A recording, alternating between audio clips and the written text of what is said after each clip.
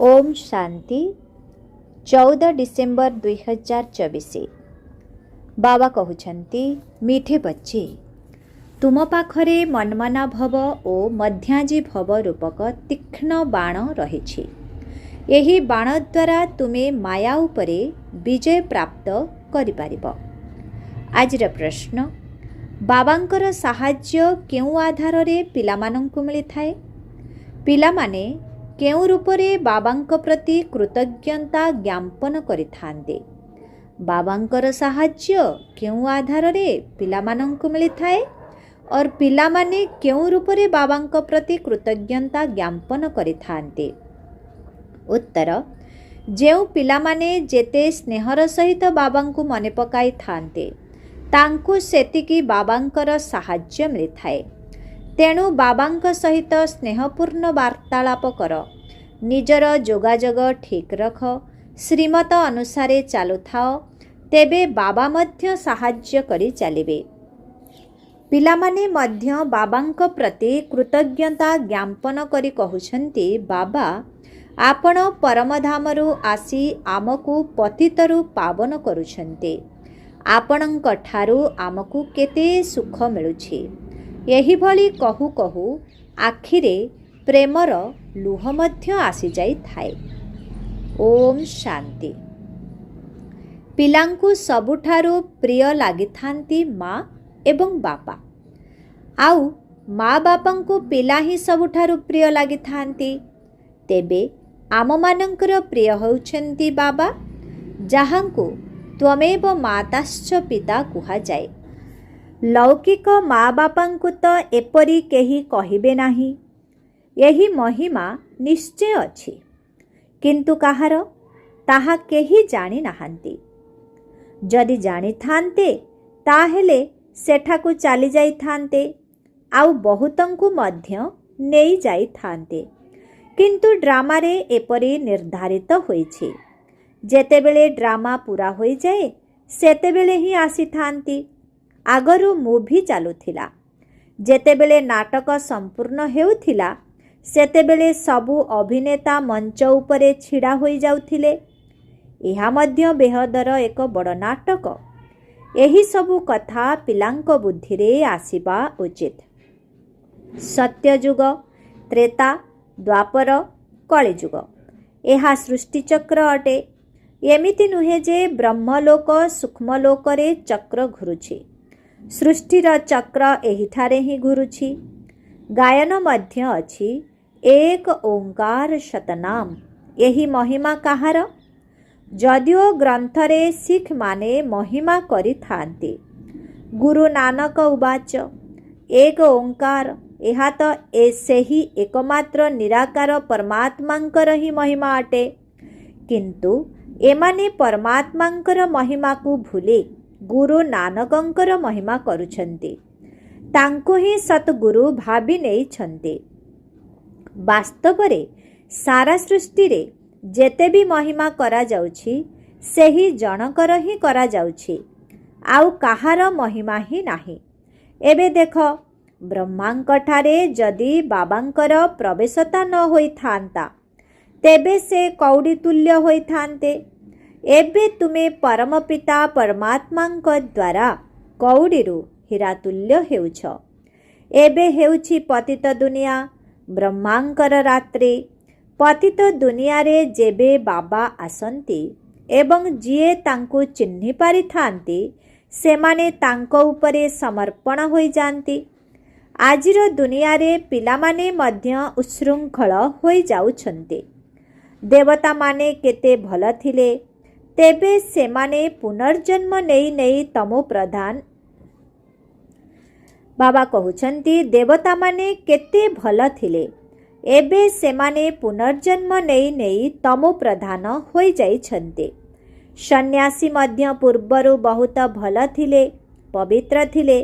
भारत को पवित्रता रूपक बलर सहयोग करुथिले।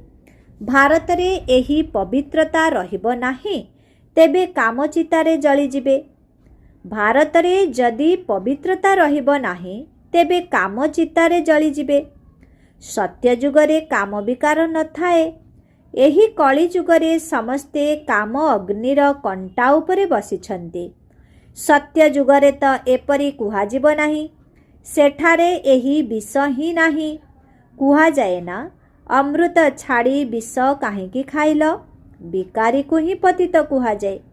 ଆଜିକାଲି ମନୁଷ୍ୟମାନଙ୍କୁ ଦେଖ, 10-12 ପିଲା ଜନ୍ମ କରି ଚାଲିଛନ୍ତି। କୌଣସି ନିୟମ ହିଁ ନାହିଁ। ସତ୍ୟ ଯୁଗରେ ଯେତେବେଳେ ପିଲା ଜନ୍ମ ହୁଏ, ତା ପୂର୍ବରୁ ସାକ୍ଷାତକାର ହୋଇଥାଏ। ଶରୀର ଛାଡ଼ିବା ପୂର୍ବରୁ ମଧ୍ୟ ସାକ୍ଷାତକାର ହୋଇଥାଏ କି ମୁଁ ଏହି ଶରୀର ଛାଡ଼ି ଯାଇ ଶିଶୁ ହେବି ଏବଂ ଗୋଟିଏ ସନ୍ତାନ ହିଁ ହୋଇଥାଏ, ଅଧିକ ନୁହେଁ। ଏହା ନିୟମ ପ୍ରମାଣ ଚାଲିଥାଏ। ବୃଦ୍ଧି ତ ନିଶ୍ଚିତ ହେବାର ଅଛି, କିନ୍ତୁ ସେଠାରେ ବିକାର ନଥାଏ। ବହୁତ ଲୋକ ପଚାରନ୍ତି, ତେବେ ସେଠାରେ ପିଲା ଜନ୍ମ କିପରି ହୋଇଥାଏ? ତାଙ୍କୁ କହିବା ଦରକାର, ସେଠାରେ ଯୋଗବଳ ଦ୍ୱାରା ସବୁ କାର୍ଯ୍ୟ ହୋଇଥାଏ। ଯୋଗବଳ ଦ୍ୱାରା ହିଁ ଆମେ ସୃଷ୍ଟିର ରାଜତ୍ୱ ନେଉଛୁ। ବାହୁବଳ ଦ୍ୱାରା ସୃଷ୍ଟିର ରାଜପଦ ମିଳିପାରିବ ନାହିଁ। ବାବା ବୁଝାଇଛନ୍ତି, ଯଦି ଖ୍ରୀଷ୍ଟିଆନମାନେ ପରସ୍ପର ସହିତ ମିଶିଯିବେ, ତାହାହେଲେ ସାରା ସୃଷ୍ଟିରେ ରାଜତ୍ୱ କରିପାରିବେ। କିନ୍ତୁ ସେମାନେ ପରସ୍ପର ମଧ୍ୟରେ ମିଶିପାରିବେ ହିଁ ନାହିଁ। ନିୟମ କହୁନାହିଁ।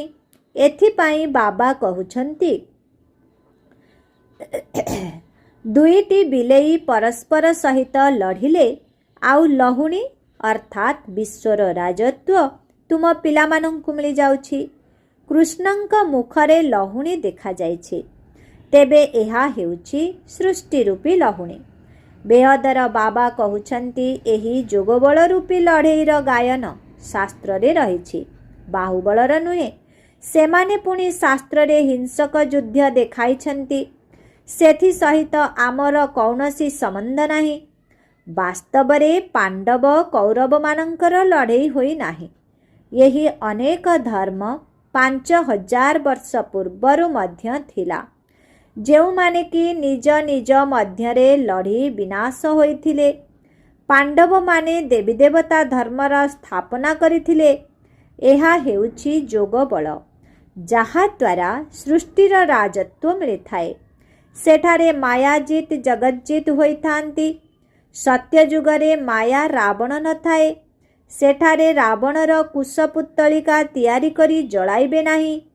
ଏଠାରେ ରାବଣର କୁଶପୁତ୍ତଳିକା ଦେଖ କିପରି ସବୁ ତିଆରି କରୁଛନ୍ତି। ବାବା କହୁଛନ୍ତି, ଏଠାରେ ରାବଣର କୁଶପୁତ୍ତଳିକା ଦେଖ କିପରି ସବୁ ତିଆରି କରୁଛନ୍ତି। ଏମିତି କୌଣସି ଦୈତ୍ୟ ବା ଅସୁର ନାହାନ୍ତି। ମନୁଷ୍ୟ ଏହା ମଧ୍ୟ ବୁଝୁନାହାନ୍ତି ଯେ 5 ବିକାର ସ୍ତ୍ରୀର ଏବଂ 5 ବିକାର ପୁରୁଷର ଅଟେ। ତାକୁ ମିଶାଇ 10 ମୁଣ୍ଡଧାରୀ ରାବଣ ଗଢ଼ି ଦେଇଛନ୍ତି। ଯେମିତି ବିଷ୍ଣୁଙ୍କୁ ମଧ୍ୟ 4 ଭୁଜା ଦେଇଛନ୍ତି। ମନୁଷ୍ୟ ତ ଏହି ସାଧାରଣ କଥାକୁ ମଧ୍ୟ ବୁଝିପାରୁନାହାନ୍ତି। ବଡ଼ ରାବଣ ତିଆରି କରି ଜଳାଉଛନ୍ତି। ଅତି ପ୍ରିୟ ସନ୍ତାନମାନଙ୍କୁ ଏବେ ବେହଦର ବାବା ବୁଝାଉଛନ୍ତି। ବାବାଙ୍କୁ ସନ୍ତାନମାନେ କ୍ରମାନ୍ୱୟରେ ସ୍ନେହୀ ଲାଗିଥାନ୍ତି। କେହି ତ ବହୁତ ସ୍ନେହୀ ଅଟନ୍ତି, ଆଉ କେହି ଅଳ୍ପ ସ୍ନେହୀ ଅଟନ୍ତି। ଯେତେ ଶିଖିଲଧା ପିଲା ହୋଇଥିବ, ସେତେ ଅଧିକ ସ୍ନେହ ରହିବ। ଏଠାରେ ମଧ୍ୟ ଯିଏ ସେବାରେ ତତ୍ପର ରହୁଛନ୍ତି, ଦୟାଶୀଳ ହୋଇଥାନ୍ତି, ସେମାନେ ସ୍ନେହୀ ଲାଗିଥାନ୍ତି। ଭକ୍ତି ମାର୍ଗରେ ଦୟା ମାଗିଥାନ୍ତି ନା, ଡାକନ୍ତି, ଖୁଦା ଦୟାକର, ମୋ ଉପରେ କୃପା କର। କିନ୍ତୁ ଡ୍ରାମାକୁ କେହି ଜାଣିନାହାନ୍ତି। ଯେତେବେଳେ ଅଧିକ ତମୋପ୍ରଧାନ ହୋଇଯାଆନ୍ତି, ସେତେବେଳେ ବାବାଙ୍କର ଆସିବାର ଯୋଜନା ହୁଏ। ଏମିତି ନୁହେଁ ଯେ ଈଶ୍ୱର ଯାହା ଚାହିଁବେ ତାହା କରିପାରିବେ ବା ଯେତେବେଳେ ଚାହିଁବେ ସେତେବେଳେ ଆସିପାରିବେ। ଯଦି ଏପରି ଶକ୍ତି ଥାନ୍ତା, ତେବେ ଏତେ ଗାଳି କାହିଁକି ମିଳୁଥାନ୍ତା? ବନବାସ କାହିଁକି ମିଳିଥାନ୍ତା? ଏହି କଥା ବହୁତ ଗୁପ୍ତ ଅଟେ। କୃଷ୍ଣଙ୍କୁ ତ ଗାଳି ମିଳିପାରିବ ନାହିଁ। କହନ୍ତି, ଭଗବାନ ଏପରି କରିପାରିବେ ନାହିଁ। କିନ୍ତୁ ବିନାଶ ତ ହେବାର ଅଛି। ଏଥିରେ ବଞ୍ଚାଇବାର କଥା ହିଁ ନାହିଁ। ସମସ୍ତଙ୍କୁ ଘରକୁ ନେବାର ଅଛି, ସ୍ଥାପନା ଏବଂ ବିନାଶ କରାଉଛନ୍ତି, ତେବେ ନିଶ୍ଚିତ ଭଗବାନ ହୋଇଥିବେ ନା। ପରମ ପିତା ପରମାତ୍ମା ସ୍ଥାପନା କରୁଛନ୍ତି। କାହାର? ଏହି ମୁଖ୍ୟ କଥା ତୁମେ ପଚାର କି ଗୀତାର ଭଗବାନ କିଏ? ସାରା ଦୁନିଆ ଏହି କଥାରେ ଦ୍ୱନ୍ଦ୍ୱରେ ଅଛନ୍ତି। ସେମାନେ ତ ମନୁଷ୍ୟର ନାମ ଲେଖିଦେଇଛନ୍ତି। ଆଦି ସନାତନ ଦେବୀ ଦେବତା ଧର୍ମର ସ୍ଥାପନା ତ ଭଗବାନଙ୍କ ବ୍ୟତୀତ ଅନ୍ୟ କେହି କରିପାରିବେ ନାହିଁ। ପୁଣି ତୁମେ କିପରି କହୁଛ ଯେ କୃଷ୍ଣ ଗୀତାର ଭଗବାନ ଅଟନ୍ତି? ବିନାଶ ଓ ସ୍ଥାପନା କରିବା କାହାର କାମ? ଗୀତାର ଭଗବାନଙ୍କୁ ଭୁଲି ଗୀତାକୁ ହିଁ ଖଣ୍ଡନ କରିଦେଇଛନ୍ତି। ବାବା କହୁଛନ୍ତି ଗୀତାର ଭଗବାନଙ୍କୁ ଭୁଲି ଗୀତାକୁ ହିଁ ଖଣ୍ଡନ କରିଦେଇଛନ୍ତି। ଏହା ସବୁଠାରୁ ବଡ଼ ଭୁଲ ଅଟେ। ଦ୍ୱିତୀୟରେ, ପୁଣି ଜଗନ୍ନାଥ ପୁରୀରେ ଦେବତାମାନଙ୍କର ବହୁତ ଖରାପ ଚିତ୍ର ତିଆରି କରାଯାଇଛି। ଖରାପ ଚିତ୍ର ରଖିବା ପାଇଁ ସରକାରଙ୍କର ବାରଣ ରହିଛି। ତେବେ ଏହା ଉପରେ ବୁଝାଇବା ଦରକାର। ଏହି ମନ୍ଦିରମାନଙ୍କ ପ୍ରତି କାହାର ବୁଦ୍ଧିରେ ଏପରି କଥା ଆସୁନାହିଁ। ଏହି କଥା ବାବା ହିଁ ବସି ବୁଝାଉଛନ୍ତି। ଦେଖ, କନ୍ୟାମାନେ କେତେ ପ୍ରତିଜ୍ଞାପତ୍ର ମଧ୍ୟ ଲେଖୁଛନ୍ତି, ରକ୍ତରେ ମଧ୍ୟ ଲେଖୁଛନ୍ତି। ମହାଭାରତରେ ଉଲ୍ଲେଖ ଅଛି ନା, କୃଷ୍ଣଙ୍କର ରକ୍ତ ବାହାରୁଥିଲା, ତେଣୁ ଦ୍ରୌପଦୀ ନିଜର ବସ୍ତ୍ର ଚିରି ବାନ୍ଧି ଦେଇଥିଲେ। ଏହା ସ୍ନେହ ଅଟେ ନା? ତୁମର ସ୍ନେହ ଅଛି ଶିବ ବାବାଙ୍କ ସାଥିରେ। ୟାଙ୍କର ବା ବ୍ରହ୍ମାଙ୍କର ରକ୍ତ ବାହାରିପାରେ, ୟାଙ୍କୁ ଦୁଃଖ ମଧ୍ୟ ହୋଇପାରେ, କିନ୍ତୁ ଶିବ ବାବାଙ୍କୁ କେବେ ଦୁଃଖ ହୁଏ ନାହିଁ, କାରଣ ତାଙ୍କର ନିଜର ଶରୀର ହିଁ ନାହିଁ। କୃଷ୍ଣଙ୍କୁ ଯଦି କଷ୍ଟ ଲାଗିବ ତେବେ ସେ ଦୁଃଖୀ ହେବେ ନା? ତେବେ ତାଙ୍କୁ ପରମାତ୍ମା କିପରି କହିପାରିବା? ବାବା କହୁଛନ୍ତି ମୁଁ ତ ଦୁଃଖ ଓ ସୁଖରୁ ଅଲଗା ଅଟେ। ହଁ, ପିଲାମାନଙ୍କୁ ଆସି ସଦା ସୁଖୀ କରୁଛି। ସଦାଶିବ ବୋଲି ଗାୟନ ଅଛି ନା? ସଦାଶିବ ସୁଖଦାତା କହୁଛନ୍ତି ମୋର ମିଠା ମିଠା ଶିଖିଲଧେ ସନ୍ତାନମାନେ, ଯେଉଁମାନେ ସୁପୁତ୍ର ଅଟନ୍ତି, ଜ୍ଞାନ ଧାରଣ କରି ପବିତ୍ର ରୁହନ୍ତି, ସଚ୍ଚା ଯୋଗୀ ଓ ଜ୍ଞାନୀ ଅଟନ୍ତି, ସିଏ ମୋତେ ପ୍ରିୟ ଲାଗିଥାନ୍ତି। ଲୌକିକ ପିତାଙ୍କର କେହି ଭଲ, କେହି ଖରାପ ପିଲା ବି ଥାନ୍ତି। କେହି କୁଳର କଳଙ୍କ ମଧ୍ୟ ଲଗାଇଥାନ୍ତି, ବହୁତ ଖରାପ ହୋଇଯାଆନ୍ତି। ଏଠାରେ ମଧ୍ୟ ସେହିପରି ଅଛନ୍ତି। ଆଶ୍ଚର୍ଯ୍ୟବତ ସନ୍ତାନ ହୁଅନ୍ତି, ଶୁଣନ୍ତି, କୁହନ୍ତି, ପୁଣି ଛାଡ଼ପତ୍ର ଦିଅନ୍ତି। ଏଥିପାଇଁ ହିଁ ନିଶ୍ଚୟ ପତ୍ର ଲେଖାଯାଇଥାଏ, କାରଣ ସେହି ପତ୍ର ପୁଣି ଆବଶ୍ୟକ ହେଲେ ସମ୍ମୁଖରେ ରଖାଯିବ ବା ଦେଖାଇ ଦିଆଯିବ। ରକ୍ତରେ ବି ଲେଖି କରି ଦିଅନ୍ତି, ରକ୍ତରେ ଲେଖି ପ୍ରତିଜ୍ଞା କରିଥାନ୍ତି। ଆଜିକାଲି ତ ସତ୍ୟପାଠ ମଧ୍ୟ କରାଉଛନ୍ତି, କିନ୍ତୁ ତାହା ହେଉଛି ମିଛ ଶପଥ। ତାହା ହେଉଛି ମିଛ ଶପଥ। ଈଶ୍ୱରଙ୍କୁ ହାଜିର ନାଜିର ଜାଣିବା ଅର୍ଥାତ୍ ଇଏ ମଧ୍ୟ ଈଶ୍ୱର, ମୁଁ ମଧ୍ୟ ଈଶ୍ୱର ପ୍ରତିଜ୍ଞା କରୁଛି। ବାବା କହୁଛନ୍ତି ଏବେ ତୁମେ ବାସ୍ତବରେ ହାଜିର ନାଜିର ଜାଣୁଛ। ବାବା ଏହି ଆଖିରୂପୀ ଝରକାରେ ଦେଖୁଛନ୍ତି। ଏହା ଅନ୍ୟର ଶରୀର ଅଟେ, ଲୋନ୍ରେ ନେଇଛନ୍ତି। ବାବା ଭଡ଼ାଟିଆ ଅଟନ୍ତି, ଘରକୁ କାମରେ ଲଗାଯାଏ ନା। ତେଣୁ ବାବା କହୁଛନ୍ତି ମୁଁ ଏହି ଶରୀରକୁ କାମରେ ଲଗାଉଛି। ବାବା ଏହି ଆଖିରୂପୀ ଝରକାରେ ଦେଖୁଛନ୍ତି, ହାଜିର ନାଜିର ଅଟନ୍ତି। ଆତ୍ମା ନିଶ୍ଚିତ କର୍ମେନ୍ଦ୍ରିୟ ଦ୍ୱାରା ହିଁ କାମ କରିବ ନା। ମୁଁ ଆସିଛି, ତେବେ ନିଶ୍ଚୟ ଶୁଣାଇବି ନା। ଏହି କର୍ମେନ୍ଦ୍ରିୟକୁ ବ୍ୟବହାର କରୁଛି, ତେଣୁ ନିଶ୍ଚୟ ଭଡ଼ା ମଧ୍ୟ ଦେବାକୁ ପଡ଼ିବ। ତୁମେ ସନ୍ତାନମାନେ ଏବେ ନର୍କକୁ ସ୍ୱର୍ଗରେ ପରିଣତ କରୁଛ। ତୁମେ ଆଲୋକଦାତା ଓ ଜାଗ୍ରତ କରିବା ବାଲା ଅଟ। ଆଉ ସମସ୍ତେ ତ କୁମ୍ଭକର୍ଣ୍ଣ ନିଦରେ ଶୋଇପଡ଼ିଛନ୍ତି। ତୁମେ ମାତାମାନେ ସେମାନଙ୍କୁ ଜାଗ୍ରତ କରୁଛ, ସ୍ୱର୍ଗର ମାଲିକ କରୁଛ। ଏଥିରେ ମାତାମାନଙ୍କର ସଂଖ୍ୟା ଅଧିକ ରହିଛି, ତେଣୁ ବନ୍ଦେ ମାତରମ୍ କୁହାଯାଏ। ଭୀଷ୍ମ ପିତାମହ ଆଦିଙ୍କୁ ମଧ୍ୟ ତୁମେ ହିଁ ବାଣ ମାରିଛ।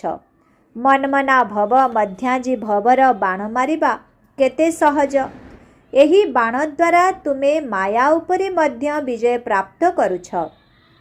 ତୁମକୁ ଏକମାତ୍ର ବାବାଙ୍କର ସ୍ମୃତିରେ ରହିବାକୁ ହେବ ଏବଂ ତାଙ୍କରି ଶ୍ରୀମତରେ ହିଁ ଚାଲିବାକୁ ହେବ। ବାବା ତୁମକୁ ଏପରି ଶ୍ରେଷ୍ଠ କର୍ମ ଶିଖାଉଛନ୍ତି ଯାହାଦ୍ୱାରା 21 ଜନ୍ମ କେବେ ହେଲେ ତୁମକୁ କର୍ମ କୁଟିବାକୁ ପଡ଼ିବ ନାହିଁ। ତୁମେ ସଦା ସୁସ୍ଥ ସଦା ସମ୍ପତ୍ତିବାନ ହୋଇଯାଉଛ। ଅନେକ ଥର ତୁମେ ସ୍ୱର୍ଗର ମାଲିକ ହୋଇଛ, ରାଜ୍ୟ ନେଇଛ, ପୁଣି ହରାଇଛ। ତୁମେ ବ୍ରାହ୍ମଣ କୁଳଭୂଷଣ ହିଁ ହିରୋ ହିରୋଇନ୍ର ଅଭିନୟ କରୁଛ। ଡ୍ରାମାରେ ସବୁଠାରୁ ଶ୍ରେଷ୍ଠ ପାର୍ଟ ତୁମ ପିଲାମାନଙ୍କର ଅଟେ। ତେଣୁ ଏପରି ଶ୍ରେଷ୍ଠ କରି ଗଢ଼ୁଥିବା ବାବାଙ୍କ ସହିତ ବହୁତ ସ୍ନେହ ରହିବା ଉଚିତ। ବାବା ଆପଣ କମାଲ କରୁଛନ୍ତି। ନା ମନରେ ନା ଚିତ୍ତରେ ଆମକୁ କ'ଣ ଜଣାଥିଲା କି ଆମେ ହିଁ ନାରାୟଣ ଥିଲୁ? ବାବା କହୁଛନ୍ତି ତୁମେ ହିଁ ନାରାୟଣ ଅଥବା ସେହି ଲକ୍ଷ୍ମୀ ଦେବୀ ଦେବତା ଥିଲ। ପୁଣି ପୁନର୍ଜନ୍ମ ନେଇ ନେଇ ଅସୁର ହୋଇଯାଇଛ। ଏବେ ପୁଣି ପୁରୁଷାର୍ଥ କରି ସମ୍ପତ୍ତି ପ୍ରାପ୍ତ କର। ଯିଏ ଯେତେ ପୁରୁଷାର୍ଥ କରୁଛନ୍ତି ତାର ସାକ୍ଷାତକାର ମଧ୍ୟ ହେଉଛି। ରାଜଯୋଗ କେବଳ ଏକ ବାବା ହିଁ ଶିଖାଇଥିଲେ। ସତ୍ୟ ସତ୍ୟ ସହଜ ରାଜଯୋଗ ତ ତୁମେ ଏବେ ଶିଖାଇ ପାରିବ। ତୁମର କର୍ତ୍ତବ୍ୟ ହେଉଛି ବାବାଙ୍କର ପରିଚୟ ସମସ୍ତଙ୍କୁ ଦେବା। ସମସ୍ତେ ଅନାଥ ହୋଇପଡ଼ିଛନ୍ତି। ଏହି କଥା ମଧ୍ୟ କଳ୍ପ ପୂର୍ବର କୋଟିକରେ ଗୋଟିଏ ଆତ୍ମା ହିଁ ବୁଝିବେ। ବାବା ବୁଝାଇଛନ୍ତି ସାରା ଦୁନିଆରେ ମହାନ ମୂର୍ଖକୁ ଦେଖିବାର ଅଛି ତ ଏହିଠାରେ ଦେଖ। ବାବା ଯାହାଙ୍କଠାରୁ 21 ଜନ୍ମର ସମ୍ପତ୍ତି ମିଳୁଛି ତାକୁ ମଧ୍ୟ ଛାଡ଼ପତ୍ର ଦେଇ ଦେଉଛନ୍ତି। ଏହା ମଧ୍ୟ ଡ୍ରାମାରେ ନିର୍ଦ୍ଧାର୍ଯ୍ୟ ରହିଛି। ଏବେ ତୁମେ ସ୍ୱୟଂ ଈଶ୍ୱରଙ୍କର ସନ୍ତାନ ଅଟ। ପୁଣି ଦେବତା କ୍ଷତ୍ରିୟ ବୈଶ୍ୟ ଶୂଦ୍ରଙ୍କର ସନ୍ତାନ ହେବ। ଏବେ ଆସୁରୀ ସନ୍ତାନରୁ ଈଶ୍ୱରୀୟ ସନ୍ତାନ ହୋଇଛ। ବାବା ପରମଧାମରୁ ଆସି ପତିତରୁ ପାବନ କରାଉଛନ୍ତି। ତେଣୁ ତାଙ୍କୁ କେତେ ଧନ୍ୟବାଦ ଦେବା ଉଚିତ। ଭକ୍ତି ମାର୍ଗରେ ମଧ୍ୟ ଧନ୍ୟବାଦ ଅର୍ପଣ କରିଥାନ୍ତି। ଦୁଃଖରେ କ'ଣ କେହି ଧନ୍ୟବାଦ ଦେବେ? ଏବେ ତୁମକୁ କେତେ ସୁଖ ମିଳୁଛି, ତେବେ ବହୁତ ସ୍ନେହ ରହିବା ଦରକାର। ଆମେ ବାବାଙ୍କ ସହିତ ଯଦି ସ୍ନେହରେ କଥା ହେବା ତେବେ ସିଏ କାହିଁକି ନ ଶୁଣିବେ? ତୁମର ତାଙ୍କ ସହିତ ସମ୍ବନ୍ଧ ଅଛି ନା? ରାତିରୁ ଉଠି ବାବାଙ୍କ ସହ କଥା ହେବା ଉଚିତ। ବ୍ରହ୍ମା ବାବା ନିଜର ଅନୁଭବ କହୁଛନ୍ତି, ମୁଁ ବାବାଙ୍କୁ ବହୁତ ମନେ ପକାଉଛି। ବାବାଙ୍କ ସ୍ମୃତିରେ ଲୁହ ମଧ୍ୟ ଆସିଯାଉଛି। ମୁଁ କ'ଣ ଥିଲି? ବାବା କ'ଣ କରିଦେଲେ? ତତତ୍ୱମ୍। ତୁମେ ମଧ୍ୟ ସେହିପରି ହେଉଛ। ଯୋଗରେ ରହୁଥିବା ପିଲାମାନଙ୍କୁ ବାବା ସାହାଯ୍ୟ ମଧ୍ୟ କରିଥାନ୍ତି। ଆପେ ଆପେ ଆଖି ଖୋଲିଯିବ, ଖଟିଆ ହଲିଯିବ। ବାବା ବହୁତଙ୍କୁ ଉଠାଇଥାନ୍ତି। ବେହଦର ବାବା କେତେ କରୁଣା କରିଥାନ୍ତି। ତୁମେ ଏଠାକୁ କାହିଁକି ଆସିଛ? କହୁଛ ବାବା ଭବିଷ୍ୟତରେ ଶ୍ରୀ ନାରାୟଣଙ୍କୁ ବରଣ କରିବାର ଶିକ୍ଷା ନେବାକୁ ଆସିଛୁ, ଅଥବା ଲକ୍ଷ୍ମୀଙ୍କୁ ବରଣ କରିବା ପାଇଁ ଏହି ପରୀକ୍ଷା ପାସ୍ କରିବାକୁ ଆସିଛୁ। କେତେ ଆଶ୍ଚର୍ଯ୍ୟଜନକ ବିଦ୍ୟାଳୟ, କେତେ ଆଶ୍ଚର୍ଯ୍ୟଜନକ କଥା ଶୁଣାଉଛନ୍ତି। ଏହା ସବୁଠାରୁ ବଡ଼ ବିଶ୍ୱବିଦ୍ୟାଳୟ। କିନ୍ତୁ ଈଶ୍ୱରୀୟ ବିଶ୍ୱବିଦ୍ୟାଳୟ ନାମ ରଖିବାକୁ ସରକାର ଦେଉନାହାନ୍ତି। ଦିନେ ନିଶ୍ଚିତ ମାନିବେ, ଏଠାକୁ ଆସିବାକୁ ଲାଗିବେ। କହିବେ ବାସ୍ତବରେ ଏହା କେତେ ବଡ଼ ବିଶ୍ୱବିଦ୍ୟାଳୟ ଅଟେ। ବାବା ତ ତୁମକୁ ନିଜର ନୟନରେ ବସାଇ ପଢ଼ାଉଛନ୍ତି। କହୁଛନ୍ତି ତୁମକୁ ସ୍ୱର୍ଗରେ ପହଞ୍ଚାଇ ଦେବି। ତେବେ ଏପରି ବାବାଙ୍କ ସହିତ କେତେ କଥାବାର୍ତ୍ତା ହେବା ଦରକାର। ତାହା ହେଲେ ବାବା ବହୁତ ସାହାଯ୍ୟ କରିବେ। ଯାହାଙ୍କର ଗଳା ଖୋଲୁନାହିଁ ତାଙ୍କର ତାଲା ଖୋଲିଦେବେ। ରାତିରେ ବାବାଙ୍କୁ ସ୍ମରଣ କଲେ ବହୁତ ମଜା ଆସିବ। ବ୍ରହ୍ମା ବାବା ତାଙ୍କର ଅନୁଭବ ଶୁଣାଉଛନ୍ତି। ମୁଁ ଅମୃତ ବେଳାରେ କିପରି କଥା ହୋଇଥାଏ। ବାବା ପିଲାମାନଙ୍କୁ ବୁଝାଉଛନ୍ତି, ସାବଧାନ ରୁହ, କୁଳକୁ କଳଙ୍କିତ କର ନାହିଁ। ପାଞ୍ଚ ବିକାର ଦାନ ଦେଇ ପୁଣି ଫେରାଇ ନିଅ ନାହିଁ। ଆଚ୍ଛା, ମିଠେ ମିଠେ ଶିଖିଲା ଦେ ସନ୍ତାନମାନଙ୍କ ପ୍ରତି ମାତ ପିତା ବାପଦାଦାଙ୍କର ମଧୁର ସ୍ନେହ ସମ୍ପନ୍ନ ଶୁଭେଚ୍ଛା ଏବଂ ସୁପ୍ରଭାତ। ଆତ୍ମିକ ପିତାଙ୍କର ଆତ୍ମିକ ସନ୍ତାନମାନଙ୍କୁ ନମସ୍ତେ। ଆତ୍ମିକ ସନ୍ତାନମାନଙ୍କର ଆତ୍ମିକ ପିତାଙ୍କୁ ଓମ୍ ଶାନ୍ତି, ଗୁଡ୍ ମର୍ଣ୍ଣିଂ, ନମସ୍ତେ ନମସ୍ତେ ନମସ୍ତେ ନମସ୍ତେ ନମସ୍ତେ। ଓମ୍ ଶାନ୍ତି। ଧାରଣା ପାଇଁ ମୁଖ୍ୟ ସାର 1 ନମ୍ବର। ବାବାଙ୍କର ପ୍ରିୟ ପାତ୍ର ହେବା ପାଇଁ ଦୟାଶୀଳ ହୋଇ ସେବାରେ ତତ୍ପର ରହିବାକୁ ହେବ। ସୁପୁତ୍ର ଆଜ୍ଞାକାରୀ ହୋଇ ସଚ୍ଚା ଯୋଗୀ ବା ଜ୍ଞାନୀ ହେବାକୁ ପଡ଼ିବ। 2 ନମ୍ବର। ଅମୃତ ବେଳାରେ ଉଠି ବାବାଙ୍କ ସହିତ ବହୁତ ମିଠା ମିଠା କଥା ହେବାକୁ ପଡ଼ିବ। ବାବାଙ୍କୁ କୃତଜ୍ଞତା ଜ୍ଞାପନ କରିବାକୁ ହେବ। ବାବାଙ୍କର ସହଯୋଗର ଅନୁଭବ କରିବା ପାଇଁ ପରମ ପ୍ରିୟ ବାବାଙ୍କୁ ବହୁତ ସ୍ନେହରେ ମନେ ପକାଇବାକୁ ହେବ।